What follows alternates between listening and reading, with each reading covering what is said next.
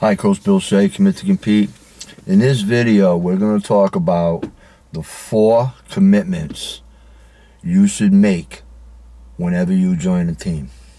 Okay, these are the 4 things that you are required to do. My father gave me and my brother these rules when we were first team we joined, right? We were 8 years old, 9 years old. First Little League team we joined, he gave us these rules and we lived by them. And I, as a coach varsity basketball for 30 years, I use these rules, okay, in my coaching. Okay, so the first thing is, if you're going to join a team, you go to every practice, you go to every game. You know, this is something that used to be assumed, but, you know, I've noticed over the last 5 years or so, at least in my case, and I think talking to other coaches, is like I coach high school basketball. In fact, guys want to go on a 10-day vacation on Christmas and take 10 days off from varsity basketball. That's absolutely insane to me. First of all, as a player, I mean, I couldn't do that to my teammates. Like, how could you leave for 5 or 6 days? Or I've had guys going on a 10-day cruise. I'm like, what? I'm like, dude, you're not going on a 10-day cruise coming back and playing with us. But that's not happening, okay? Because there's no way to overcome that. I'm like, there's no way to overcome that. If you're going to go on a cruise, then don't play, okay? If you're going to go on a week vacation, don't play.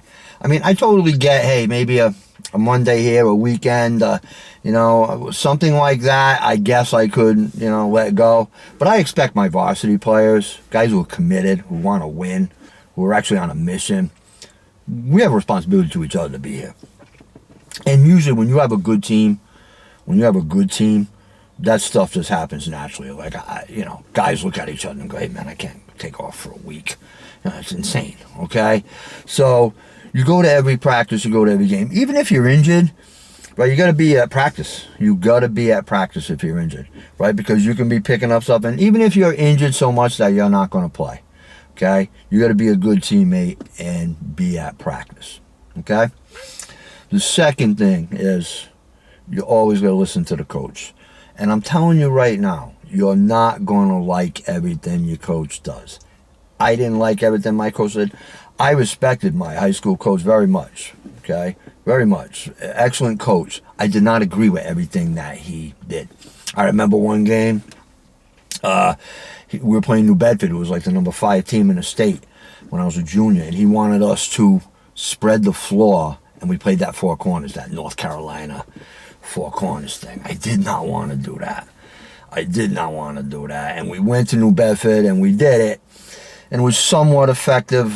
I mean, it was, I think at halftime, it was like 22-16, and I think we ended up losing like 44-28 or something like that. So, and it wasn't something like that we really bought into, but we did it because he's the coach, right? We had a guy who played in front of another kid that, the guys in the core of the team are like, oh man, I wish he should be playing in front of him, but he's the coach, so we listen to the coach, okay? So as a player, you're gonna get, your coach might give you a role you don't want. Well, you got 2 choices. Ignore him and have no role, or take the role that he's offering you and then try to build off that role, okay? So understand that you're not going to like everything that the coach says, okay? You're not going to like every strategy, okay? You're not going to like every practice plan. But, okay, you have to make the best out of that situation. You have to listen to the coach. I remember when I was in Little League, when I was 12, I got a new Little League coach. It was just a father. He knew nothing about really baseball. And Shifty used to tell me, Billy, just do what he says. Listen to him. Just do what he says. He's the coach. Listen to him.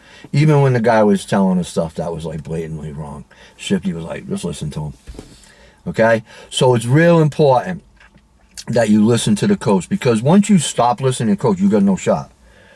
You got no shot of playing. Third thing you need to do is do everything you can to help your team win the game. That's your job as a good teammate, as a player, as a competitor. Whatever you can do within your role to help your team win a game, that's what you got to do. Okay? That's your mentality. It's not what can this team do for me. Okay? It's what can I do to help the team win the game? And when guys are thinking that way, when you're thinking, how can I help them win? How can I help us win? How can I make a play? How can I contribute? That's what you should be thinking, rather than, hey, what about me? Hey, what about me? Okay? So do everything you can in practice, preparing, in games, right, to help your team win.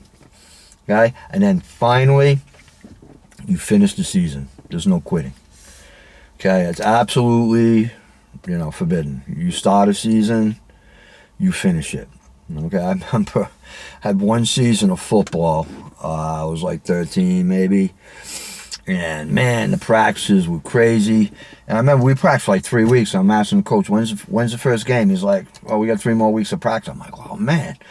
A lot of respect for football players. A lot of preparation goes into playing football. And I realized probably, halfway through this training camp, I'm like, I'm not a football player, man. I was playing quarterback, and I was playing like safety, and I just wasn't into it. But I had started, so I had to finish.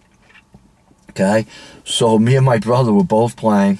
So our team was okay. And then like a week before our first game, there was some type of documentary on TV about football and neck injuries and people being paralyzed. Half our team quit. More than half our team quit. And we were left with a skeleton crew. We had to do everything. We went out and got absolutely mauled the first game. I was getting tackled, handing the ball off on dive plays. And, I remember after the game, my mother, I was like so beat up. My father was rubbing Bengay all over me. And my mother and father having an argument because my mother wanted me to quit. That's it for the football. That's it for the football. My father was like, he's playing. He committed. He's playing. And usually when my parents had an argument, I was rooting for my father. But in this one, I was like, come on, Ma, win this argument. And what eventually ended up happening was the rest of the team quit. And we didn't have a team anymore, so the team dissolved. So I was like, thank God. Okay, so, but you can see, like right there, my father was like, you don't like that, it's too bad. You're finishing the season. And that's the commitment that you make. And my father used to tell us, you don't have to play. You don't have to play. But if you do, these 4 things apply. Okay, and if you're a parent, these are the 4 things you should hold your child accountable for. And if you're a player, if you want to be a good teammate and a competitive athlete, you gotta live by these, man. You gotta live by these. And missing a practice for a lousy reason, you're hurting your teammates, you're hurting your team. And it's just, I don't know, it's not in me to do that. But I have seen, a lot of people that does not bother. And then they skip a practice or 2, and then they come in and they go, what's the problem? So that is a problem. Okay, so keep yourself to a higher standard. Commit to compete. I'll see you in the next video.